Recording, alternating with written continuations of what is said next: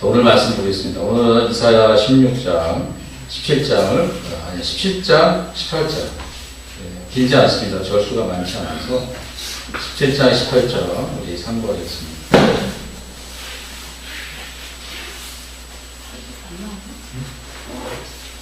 이사야, 없어도 안 해도 돼요. 우리 개혁성경으로 읽겠습니다. 개혁성경. 이사야 17장 1절부터 18장 8절까지.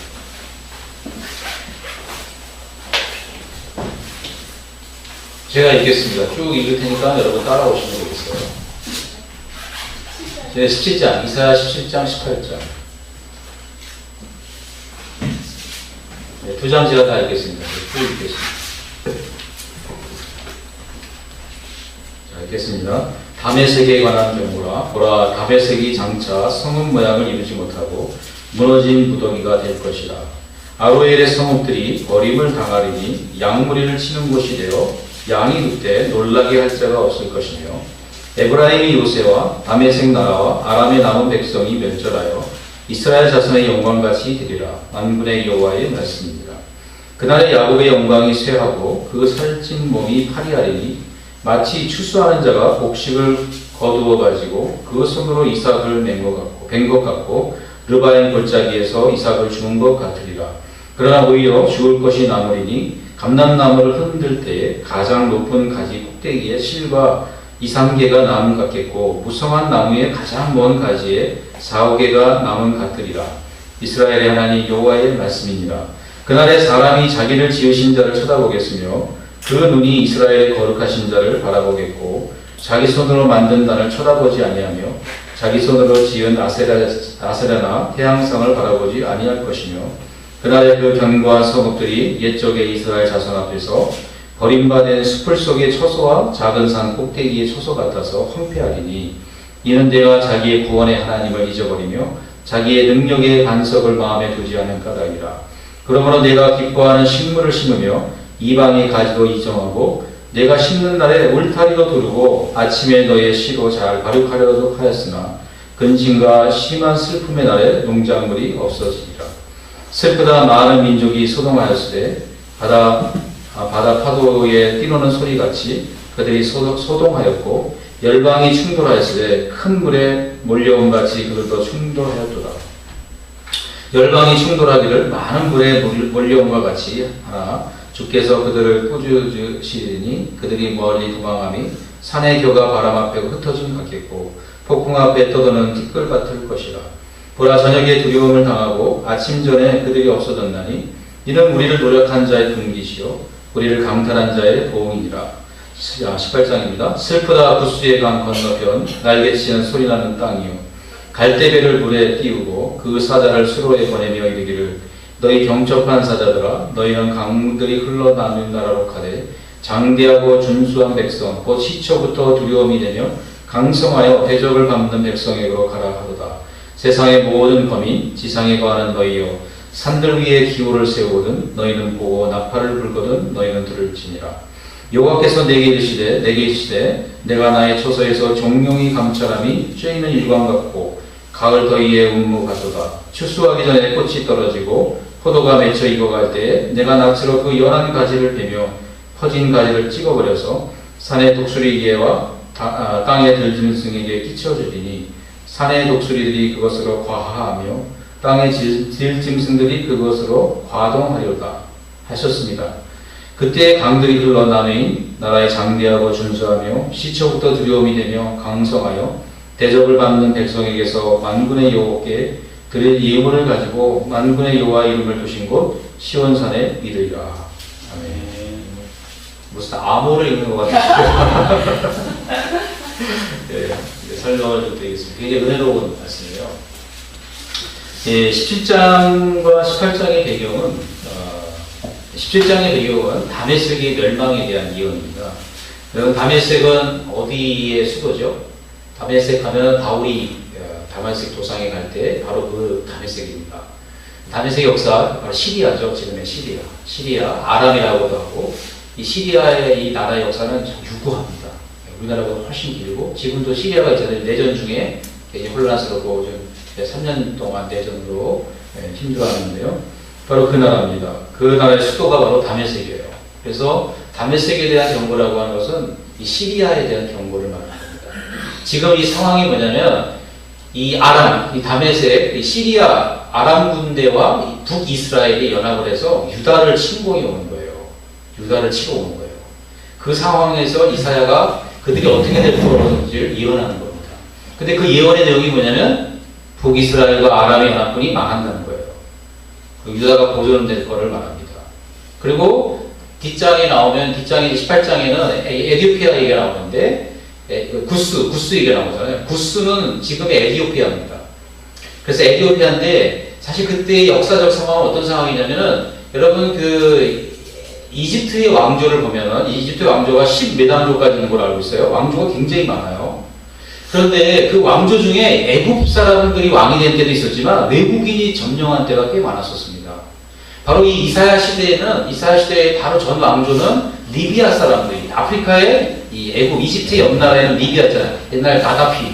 네, 가다피가 있는 바로 그 리비아의 사람들이 애굽을 점령해서 왕조를 이뤘어요. 근데 이사야 시대에는 누가 이뤘냐면 에디오피아 사람들이 이집트를 점령해가지고 왕이 에디오피아 사람이에요. 그래서 에디오피아인들이 이집트까지 점령해, 아프리카 같은 나라인데 같이 점령했습니다. 그래서 그 당시 이사야 때 왕은 누구의 왕이냐면 구스 왕이, 사람은 애굽 사람인데 이집트 사람인데 왕은 구스 사람이에요. 그래서 여기 이제 구스의 사람이 보낸 특별 사절단을 이렇게 보내는 얘기가 이제 18장에 나오는 거예요. 그런 이제 역사적 배경을 가지고 있습니다. 그래서 그런 역사적 배경을 보고 이 글을 읽으면 이게 무슨 말인지 다 이제 해석이 되는 거죠. 자, 그래서 17장 1절부터 3절까지 보면은 이제 다메섹이 멸망할 것을 대면서 1절에 보니까 다메섹에 관한 경고라, 보라 다메섹이 장차 성읍 모양을 이루지 못하고 무너진 무더기가 될 거라는 거예요. 지금은 안 무너진 거예요. 이사야가 예언한 거고, 이 예언대로 나중에 아수르한테 망합니다. 북이스라엘도 망하게 되죠. 720년에.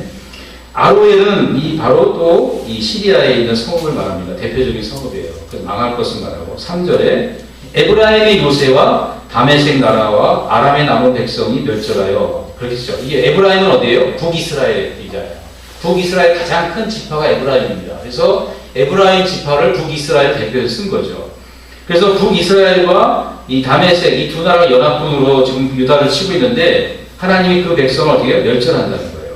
그래서 이스라엘 자손의 영광같이 된다는 거예요. 지금 뭐예요? 이스라엘도 망하고, 북이스라엘도 망하고, 그 다음에 아람도, 이 시리아도 망할 것을 지금 예언하신 겁니다. 그래서 4절에 그날의 이 야곱의 영광은 북이스라엘을 말하는 거예요. 그리고 이제 이스라엘 말해서 이제 이스라엘을 망할 거 말하는데, 그러면서 파리한 내용이 5절부터 나옵니다. 5절부터 쭉 읽어보면은 이제 7절까지 한번 읽어보겠습니다. 이렇게 된다는 거예요. 쭉 읽어보겠습니다. 시작. 그날에 시작. 마치 추수하는 자가 곡식을 거두어가지고 그 손으로 이삭을 댄 것 같고 르바임 골짜기에서 이삭을 주는 것 같으리라. 그러나 오히려 죽을 것이 남으리니 감람나무를 흔들 때 가장 높은 가지 꼭대기에 실과 이상개가 남은 가지고 우성한 나무의 가장 먼 가지에 4~5개가 남은 가지라. 이스라엘 하나님 여호와의 말씀이니라. 이게 뭐예요? 이스라엘이 망했는데 완전히 망한 게 아니라 남은 자가 조금, 추수할 때 여러분이 겨울에 여행하다 보면 감나무잖아요. 감 따라 말아가지고 감이 꼭대기에 몇 개씩 달린 거 보셨죠? 그렇게 남는다는 거예요. 그리고 또 가지에 뭐예요? 끝에 있는 거 못 따가지고 끝에 열매 남듯이 조금씩 남겨둔다는 거예요. 그 남은 자들이 어떻게 되는 거예요? 남은 자들이 하나님의 심판을 받은 다음에 남은 자들이 있단 말이에요. 그 남은 자들이 회개한다는 거예요. 그 남은 자들이 회개하는 내용이 바로 7절, 8절, 9절의 내용입니다. 그래서 10절까지, 그래서 한번 읽어보겠습니다. 7절까지, 7, 8, 9, 시작. 그날에 사람이 자기를 지으신 자를 쳐다보겠으며 그 눈이 이스라엘의 거룩한 자를 바라보겠고 자기 손으로 만든 단을 쳐다보지 아니하며 자기 손가락으로 지은 아세라 태양상을 바라보지 아니할 것이며 그날에 그 병과 성들이 옛적에 이스라엘 자손 앞에서 버림받은 숲을 속에 처소와 작은 산 꼭대기에 처소 같아서 황폐하니. 자, 이제 황폐하게 되니까 지금 상황이 어떤 상황이냐면 이스라엘 백성이 회개하는 거예요. 그러면서 뭐예요? 자기가 만든 단을 쳐다보지 않는 거예요. 우상의 나라. 그 다음에 뭐예요? 자기 손가락으로 만든 아세라상. 여자 신이잖아요. 바알 신과 반대되는. 그 다음에 태양상. 태양신을 섬긴 태양상 이런 우상들을 어떻게 해요? 바라보지 않는다는 거예요. 이건 뭐예요? 회심했다는 거죠. 자, 여러분, 우리가 언제 회심하냐면은 완전히 망했을 때. 완전히 망해서 자기 것이 하나도 없고 자기가 아무것도 할 수 없다는 걸 깨달을 때 비로소 뭐예요? 자기가 만든 우상의 허무함을 깨닫게 되는 겁니다. 그래서 그때 자기가 그거를 버리는 거예요. 버리고 누구를 바라봐요? 그날에 10절 보니까 사람이 자기를 지으신 자를 쳐다본다는 거예요. 창조주 하나님을 쳐다본다. 즉 하나님께 돌아본다는 거죠. 여러분 사람은 잘 아시는 것처럼 사람은 하나님을 섬기지 않으면 반드시 누구를 섬기게 돼 있어요? 우상을 섬기게 돼 있어요. 그 우상이 자기 우상이 제일 크죠.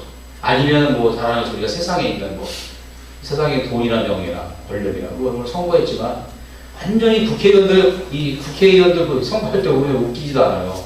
보통 그냥 멀쩡하다가 이 국회의원 철거되면 다 거지들이 돼가지고 동장 아저씨 전부 다 엎드려가지고 사죄하고 한 푼 달라는 거죠. 표 하나 달라고 자기 국회의원 시켜달라고. 그게 뭐예요? 정말 이 자기의 영달을 위해서 부끄러움을 개의치 않고 어쨌든 뭐야 한몫 잡으면 어떻게 돼? 그 다음부터는 완전히 딴 사람 되잖아요. 그런 것이 바로 인간입니다. 그래서 인간은 뭐예요? 자기가 처절하게 무너질 때 자기가 아무것도 아니라는 걸 깨달을 때 어떻게 해요? 비로소 누구를 경배하게 돼요? 하나님을 지으신 일을 나를 지으신 일을 기억하게 되는 거죠. 그래서 지혜로운 자는 뭐예요? 망하기 전에 망하기 전에 이렇게 말씀을 보고 이게 망한 사람을 보고 자기를 버리고 또 세상에 있는 것을 버리고 명예와 이걸 버리고 하나님을 찾는 자가 복된 자죠. 아멘. 그러면서 주님이 왜 이스라엘의 심판을 받았는지 북이스라엘 심판을 받았는지 10절 11절을 보겠습니다. 다 같이 한번 읽어보겠습니다. 시작. 이는 내가 자기의 구원의 하나님을 잊어버리며 자기의 능력의 단서를 마음에 두지 않는 까닭이라. 그러므로 내가 기뻐하는 식물을 심으며 이방의 가지로 이종하고 내가 심는 날에 울타리로 두르고 아침에 너의 씨로 잘 발육하도록 하였으나 근심과 심한 슬픔의 날에 농작물이 없어지리라. 이게 주님이 말씀하신 거예요. 여러분 이스라엘이 심판을 받은 이유는 너무 당연한 겁니다. 자기의 구원의 하나님을 잃어버렸어요. 구원을 받았다는 얘기죠. 이스라엘을 구원하신 분은 하나님이세요. 여러분 우리가 인생도 우리 크리스찬들도 어떻게 해요? 구원받은 다음에 어떻게 됩니까? 구원의 하나님을 잃어버린 사람들이 꽤 많습니다. 나를 구원하신 하나님을 잃어버리고 자기 마음대로 사는 사람들 참 많아요. 그래서 여기 참 놀라운 얘기가 나옵니다. 놀라운 얘기가 나오는 게 뭐냐면 이 과학이 발달한 오늘 이 시대에는 이게 아무것처럼 아닌 것처럼 들리는데 사실 이게 놀라운 말씀이에요. 보세요. 뭐라고 하냐면 하나님을 마음에 두지 않고 그 다음에 자기 힘으로 사는 모습이 나와요. 그러므로 네가 기뻐하는 식물을 심어요. 그 다음에 어떻게 해요? 이방의 가지도 이종하고 이방의 가지가 뭐냐면 다른 나라에서 온 품종이라는 거예요. 다른 나라에서 포도 품종을 자기 땅에 심은 거예요. 예? 그래서 11절에 뭐라는 거예요? 네가 심는 날에 울타리를 둘렀어. 그 다음에 아침에 너의 씨로 잘 발육하도록 하였으니. 여러분 어떤 나무를 심었는데 다음날 아침에 싹이 나는 거 보셨어요? 이거 불가능한 거를 말합니다. 그 다음에 어떻게 해요? 그렇게 놀라운 농작물의 기술을 가지고 지금 자기 일을 도모한다는 걸 얘기하는 거예요. 지금 그걸 표현한 겁니다. 이게 사실 아무것도 아닌 것 같아요. 자세히 보면 이게 모든 당시의 기술을 다 동원해서 하나님 없이 자기가 자기 스스로 잘 살아보려고 하는 시도를 말하는 거예요. 근데 주님 뭐라고 말씀하세요? 근심과 심한 슬픔의 날에 농작물이 없어져야 합니다. 하나님이 그것을 다 걷어가 버리신다. 다 걷어가서 뭐예요? 기쁨 대신에 슬픔과 근심이 있다는 거죠. 바로 하나님께서 하나님 없이 하나님의 백성, 하나님을 의지해야 되는 하나님 백성이 그렇게 하나님을 떠나서 할 때 하나님 뭐예요? 그것을 성공을 허락하지 아니하시고 다 없애버리신다는 거죠. 여러분 이제 이사야 13장부터 계속 여러 나라가 유다의 주변에 있는 모든 나라들이 심판을 받는 내용이 계속 나와요. 애굽도 나오고 이제 다메섹, 모압 계속 나오냐고요. 그러면 그 메시지가 뭘까요? 그 모든 나라가 다 멸망을 받는다는 얘기거든요. 근데 그 당시 여러분, 그 당시에는요, 애굽, 뒤에도 나오지만, 애굽하고 아수르가 가장 강대국이었어요. 애굽과 아수르를 중심으로 해서 사람들이 동맹국으로 맺었어요. 옛날 2차 세계대전 때 미국과, 뭐 이렇게 연합군이 독일하고 싸웠잖아요. 독일하고 이탈리아하고 일본 3국 동맹을 맺어서, 이게 2차 세계대전 전쟁이 있잖아요. 그리고 저 나라들이 뭐예요? 전쟁할 때 다 동맹국을 맺으려고 그러잖아요. 지금 이 시대는 뭐예요? 아수르하고 애굽하고 이 서로 양대가 돼가지고 동맹을 맺는 거예요. 그래서 지금 뒤에 보면 에티오피아 왕이 예루살렘에다가 이 특사를 보내고, 특사를 보내는 게 왜 그래요? 너 우리하고 동맹해서 누구랑 싸우자? 아수르랑 싸우자는 거예요. 아수르 이기자. 네. 그런 내용이 여기 배경이 된 것입니다. 열방들이 전쟁을 하려고 막 뭉치는 내용들이 나와 있어요. 네. 근데 하나님이 그들을 다 어떻게 하신다는 거예요? 다 심판해서 멸망시킨다는 거예요. 근데 남유다는 아람과 북이스라엘과 시리아가 연합해서 쳐들어올 때 누구를 의지하려고 했었어요? 당연히 아수르를 의지하려고, 아니면 애국을 의지하려고, 강대국을 의지하려고 했었어요. 근데 하나님이 모든 나라를, 애국뿐만 아니라 아수르와 모든 나라를 다 멸망, 심판하시겠다고 말씀하시는 거예요. 그러면 유다에게 주는 메시지가 뭡니까? 너희가 의지하는 그 나라는 다 어떤 나라다? 다 망할 수밖에 없는 나라라는 거예요. 왜 망하려고 하는 나라를 하나님을 놔두고, 하나님을 놔두고 왜 그 힘 있는 나라를 의지하려 하느냐. 하나님이 그것에 대해서 되게 슬퍼하시고, 뒤에는 슬프다는 얘기 계속 나오는데, 슬퍼하시고 또 진노하시는 거죠. 그러니까 우리의 삶에서도 마찬가지예요.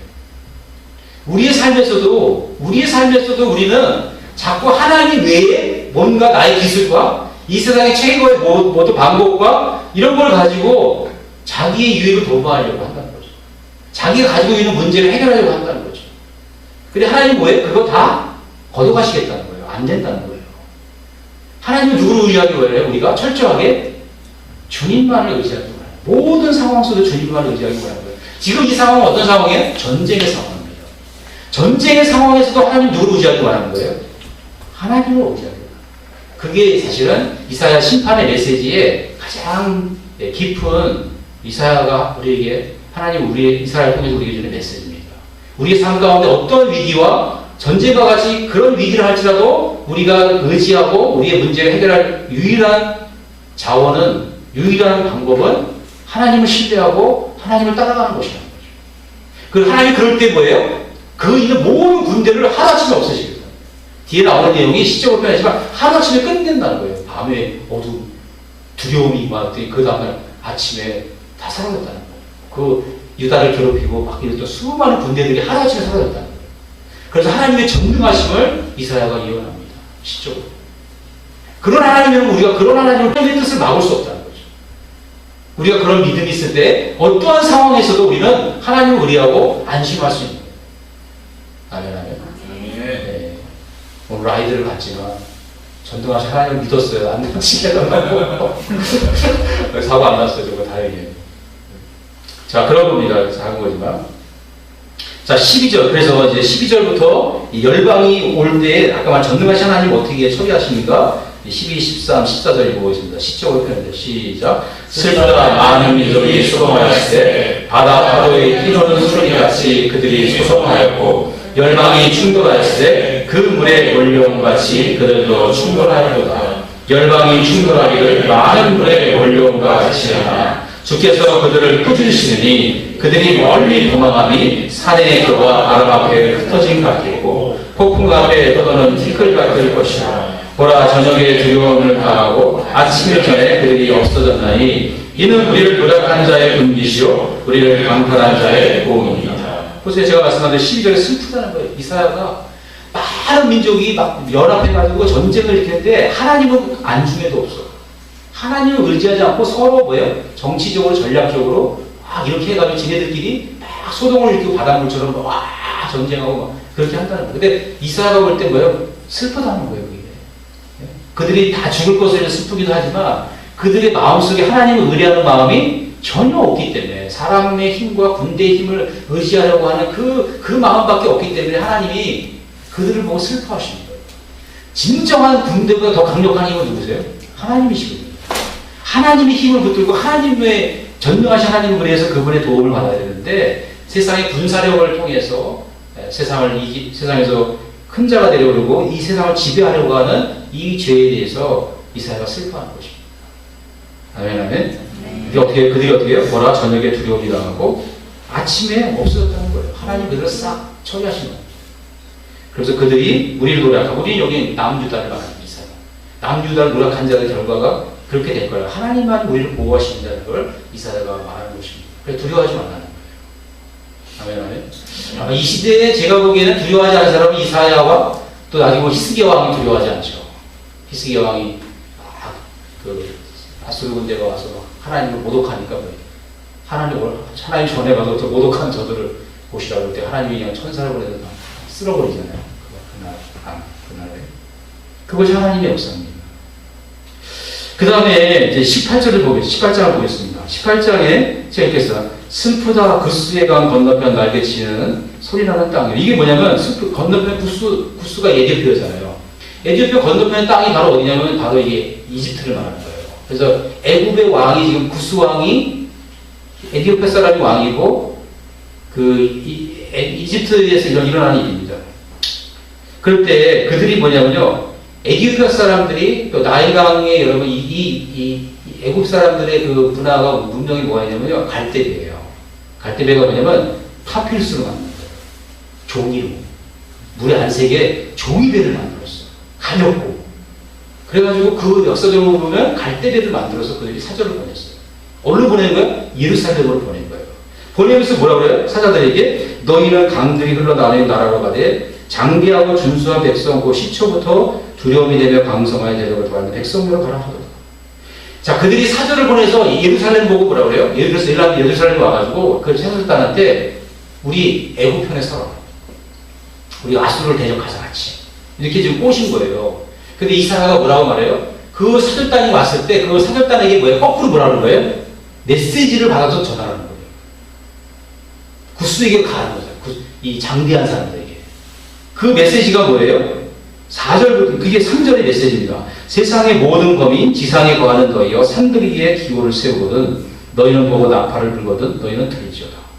여러분, 세상의 모든 거민에게, 지상에 거하는 모든 거민에게 하나님이 기호를 세우는 거예요. 여러분, 산들의 기호를 세운다는 거, 기호가 뭡니까? 여러분, 기억니은 디귿 이런 기호가 아니라 깃발을 말하는 거예요. 깃발은 뭘 의미하는 거예요? 전쟁을 의미하는 겁니다. 하나님이 뭘 하시겠다는 거예요? 하나님이 오히려 전쟁을 하시겠다는 거예요. 애굽과 아수르를 향해서, 강대국을 향해서. 그리고 이스라엘은 뭐예요? 거꾸로 뭐예요? 그 강대국의 사람들이 와서 예루살렘에 와가지고 자기들에게 연합군이 되달라고 말했을 때 이스라엘은 뭐라고 하는 거냐면 웃기지 마라. 진짜 이 세상을 통치하는 왕이 누구다? 하나님이시라는 거예요. 그래서 여호와의 말을 들으라는 거예요. 거꾸로. 여호와의 말을 들으라는 거예요. 여호와께서 어떻게 하시겠다는 거예요? 너희들을 다 심판하시겠다는 거예요. 전쟁을 하시겠다는 거예요. 그래서 이사야가 담대하게 뭐예요? 그 온 엘고리들, 그 특사들에게 하나님의 메시지를 가서 전하라는 거예요. 이 지금 그런 내용입니다. 그 얼마나 이사야가 담대하고 그 전쟁 왔을 때도 절대로 꿀리지 않았었어요. 여러분, 이 세상에 한번 1942년이라고 생각해보세요.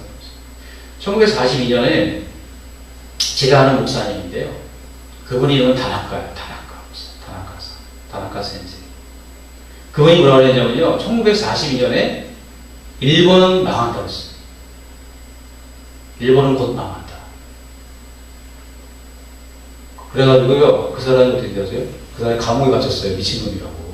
그때 일본이 어떻게 되냐면 일본과 독일과 이탈리아가 삼국동맹을 맺어서 전 세계의 절반을 그 세 나라가 지배하고 있었어요. 그런데 아무도 뭐예요? 일본이 망한다고는요 상상도 못했어요. 근데 뭐예요? 1945년도에 독일이 망했나요? 독일이 망하고 48년도에 일본의 히로시마의 원전 폭탄이 떨어지면서 일본이 항복했습니다. 아무도 일본이 그렇게 빨리 망할 거라고는 아무도 생각 못했어요. 그 목사님이 나중에 풀려나셨어요. 네 말이 맞아. 싫어요. 그분이 누구냐면 제가 젊었을 때 대학 시절에 저희 교회 와서 부흥했던 목사님이에요. 그 목사님이 간증하시는데 자기가 감옥에 갇혔을 때요. 여러분, 이사야가 똑같습니다. 이사야 시대에 이사야가 지금 뭐라고 얘기하는 거예요? 아수르와 애굽은 망한다는 거예요. 매달 있으면. 네? 그럴 때 다른 다 뭐라고 했어요? 다 미쳤다 그러죠. 다 미쳤다 그러죠. 여러분, 하나님은 그러신 분이에요. 하나님은 세상에서 가장 강력한 독일 같은 나라, 일본, 이런 제국을요, 몇 년 안에 하루아침에 없애버릴 수 있는 나라. 히로시마에 원자폭탄 하나 터뜨리고 끝나는 그런 분이 하나님이십니다. 그렇기 때문에 진정한 우리 이 땅의 진정한 통치자는 누구시다? 하나님이에요. 그래서 여러분, 우리가 보면 우리가 중국하고 이 미국과 강대국 사이에 끼어가지고 어디에 붙어야 될지. 그래서 중국하고 가까이 붙으면 친미파들이 막 정치 못해, 외교 정책 잘못한다 그러고, 또 미국에 가까이 붙으면 또 중국을 가까이 하는 사람들이 막 이러잖아요.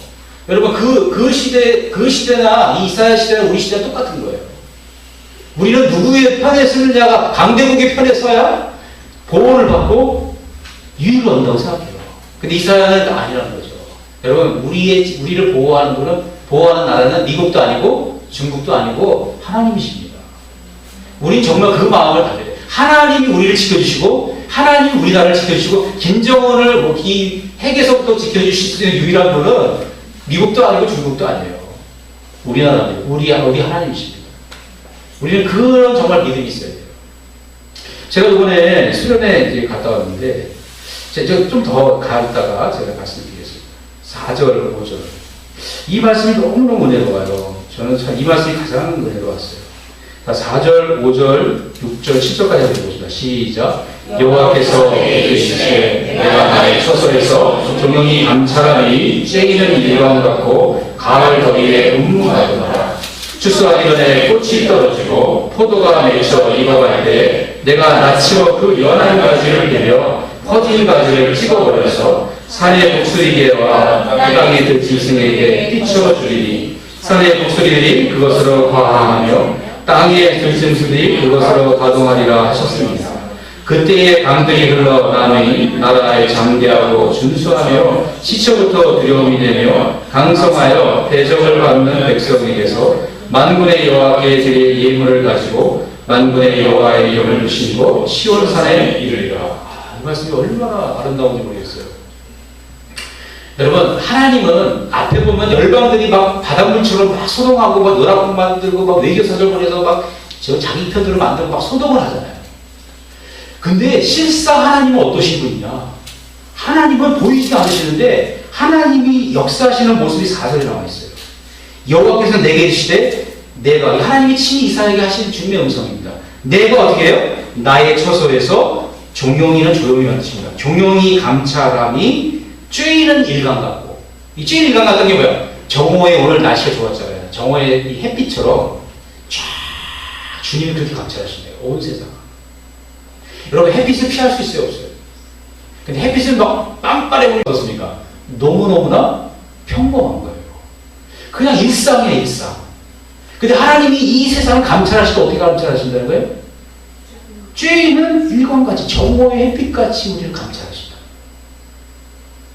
조용하게. 그 다음에 어떻게 하세요? 또 가을 더위에 운무같이.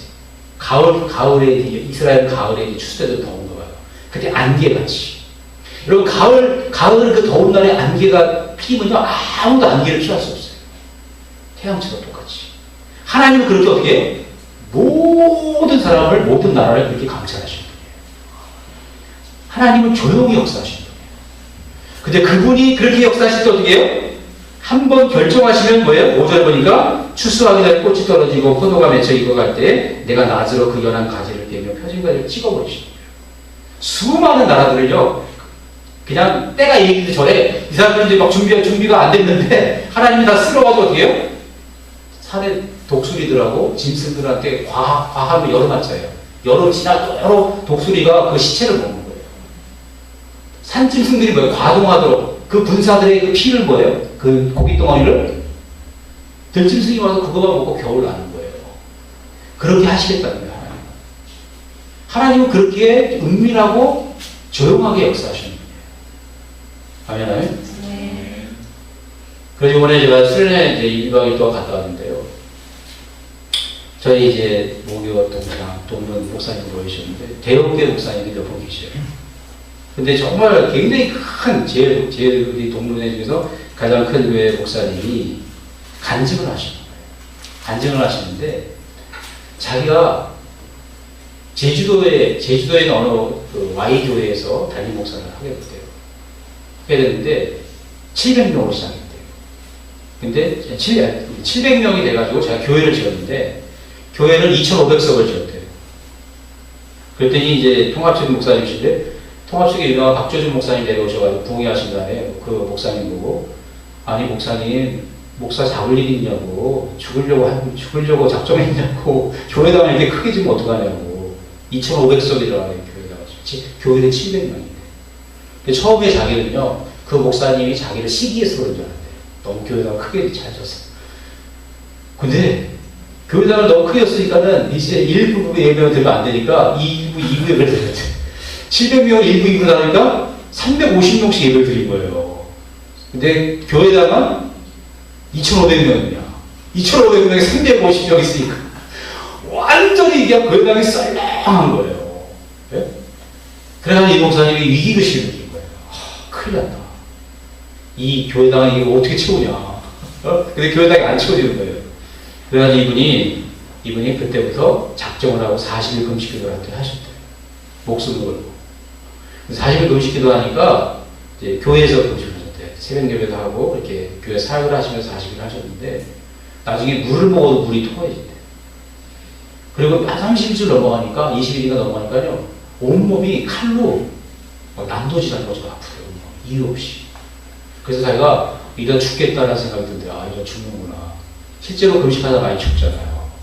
그래서 자기가 이제 사역을 멈추고 집에서 기도도 안 가고 집에서 금식을 하셨대요. 그래서 40일을 마치셨다고 그러더라고요. 근데 마쳤는데 40일을 마쳤는데 아무 일이 안 생긴 거야. 능력도 안 나타나고 그렇다고 뭐 성도들이 더 많이 온 것도 아니고 그러다가 그렇게 지났는데 5개월이 지났는데 부흥회를 하게 됐대요. 부흥회를 하게 됐는데 갑자기 부흥회 기간 동안에 자기가 막 통곡을 하게 됐다는 통곡.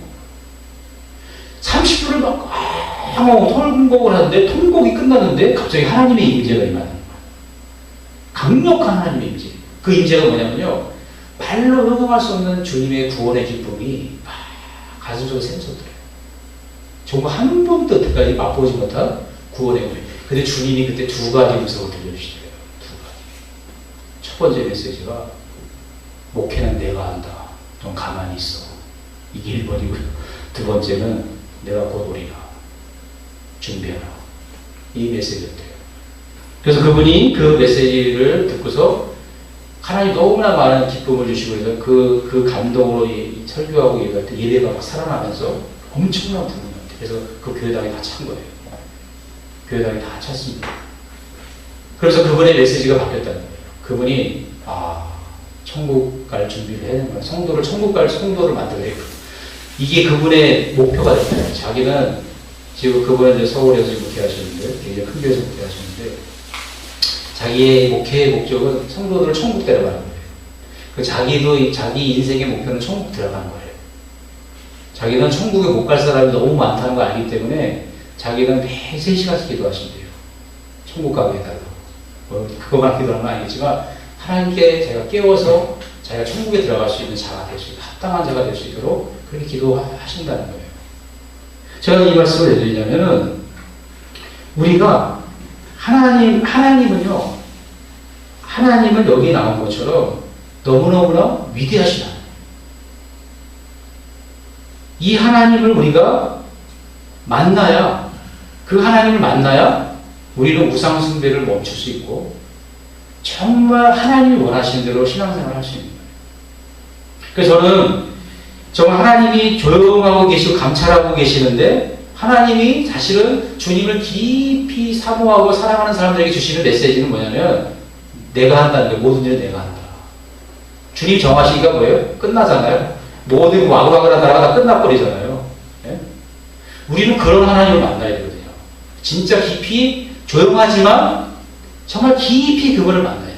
그러니까 그분을 겉으로 모습은 다 똑같은데 하나님을 만난 정도의 깊이는 사람마다 다 다른 거예요. 정말 다른 겁니다. 그래서 제가 이제 그분들을 보니까 이렇게 또 지켜봤어요. 근데 그분들 특징이 하나 있더라고요. 그분들 그 대형교회 목사님들의 특징이 뭐냐면 자기 자랑이 없어요. 자기 자랑이 한마디도 없어요. 근데 뭐 꼭 그런 건 아니지만 조금 작은 교회 목사님도 모였거든요. 근데 그분들은 조금 자랑은 아니지만 자기가 좀 이렇게 드러나요. 그러니까 우리의 신앙에서 자기가 드러나는 거죠. 저도 많이 회개하고 있습니다. 많이 회개하고 있는데 자기 자랑은요 쥐약입니다. 쥐약. 자기 자랑은 왜 자기 자랑이에요?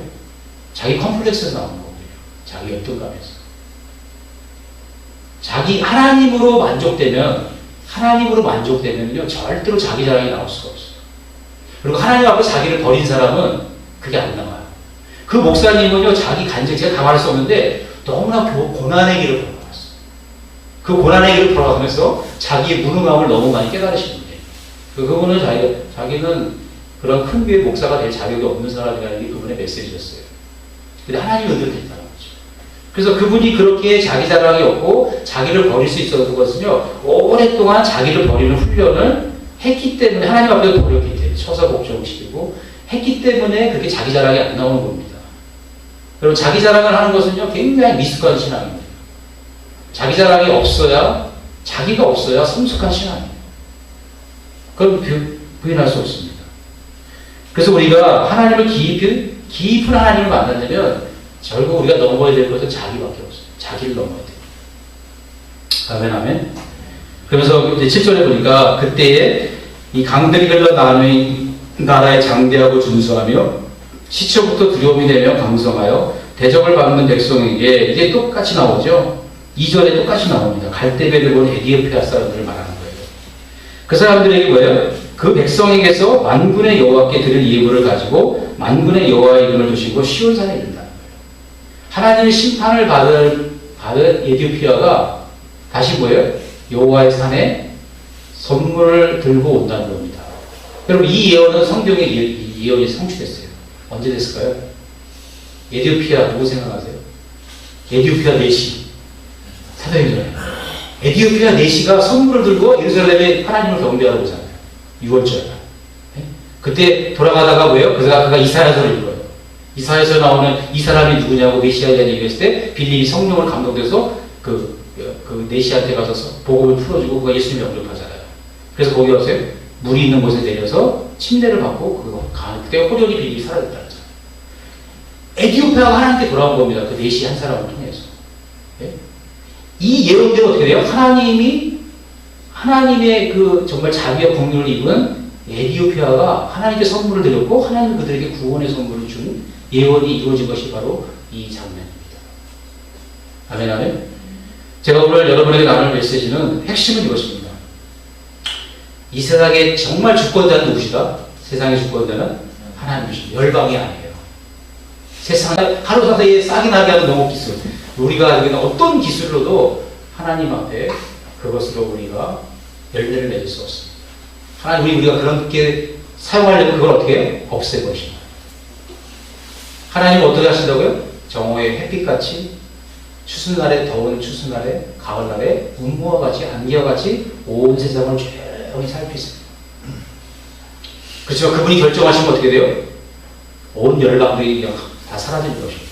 짐승의 먹잇감으로 여름 나고 겨울 날 정도로 온 산이 다 시체로 넘어지는 거예요. 하나님은 조용하시지만 하나님은 강력하십니다.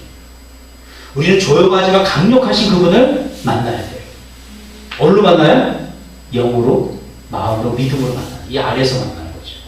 그 하나님을 만나면 뭐가 사라진다? 자기 자랑이 사라집니다. 이사야처럼 담대해집니다. 하나님을 기뻐해요.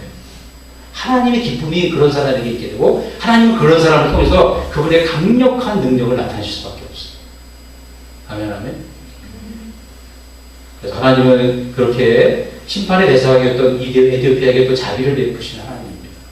그 나라를 다시 구원하시는 하나님이에요. 우리 하나님은 정말 자비하시고 하나님은 온 열방이 복을 받기를 원하세요. 예수 그리스도를 말하면 복을 받기를 원하세요. 그렇지만 그 복을 받기 전에 어떻게 돼요? 잘못하고 자기를 위해 살고 우상을 섬기면 어떻게 돼요? 그 우상을 제하시죠. 우상을 제하시는 것이 먼저입니다. 그런 다음에 자기를 지으신 아무것도 없을 자기를 버리고 자기 무기력함을 깨달을 때 비로소 창조주 하나님을 보게 되고 만나게 하시고 그 다음에 거기서 정오의 햇빛같이 임하시는 하나님의 전능하심을 만나게 되고 경험하게 될 것입니다. 그러한 여러분과 제가 되기를 주님의 이름으로 축원합니다. 기도하겠습니다. 오늘 말씀을 생각하면서 우리 같이 한번 기도하겠습니다. 아버지, 부족한 종이도 주의 말씀을 상고했습니다.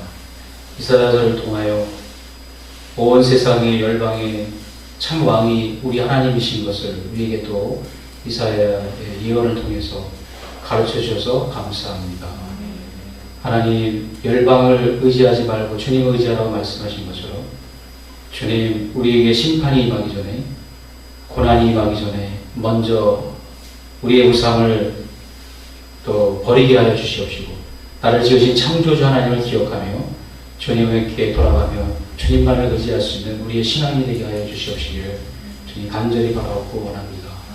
이사야는 에티오피아 왕의 사절을 맞이하면서도 그를 향하여 다시 돌아가 하나님의 메시지를 전하라고 말씀한 그 담대함을 보게 됩니다.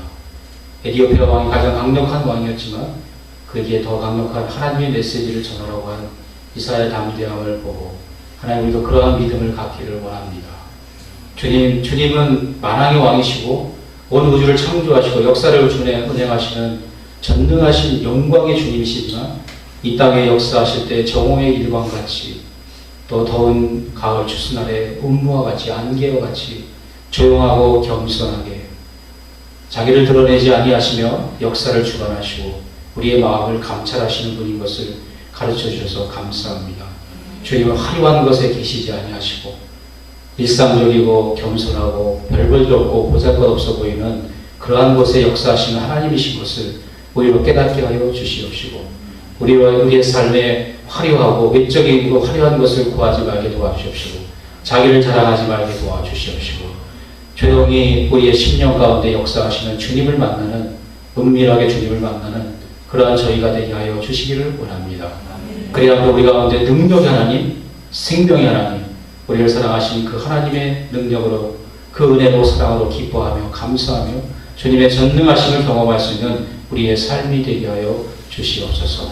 우리가 주님 외에 어떠한 자원도, 외적인 자원을 가지고 하나님, 나의 문제를 해결하려 하거나 나를 강화시키려고 하는 그런 일을 버리게 도와주시옵시고, 오직 주님으로만 강화되며 주님으로만 강해질 수 있는 저희가 될 수 있도록 축복하여 주시옵소서.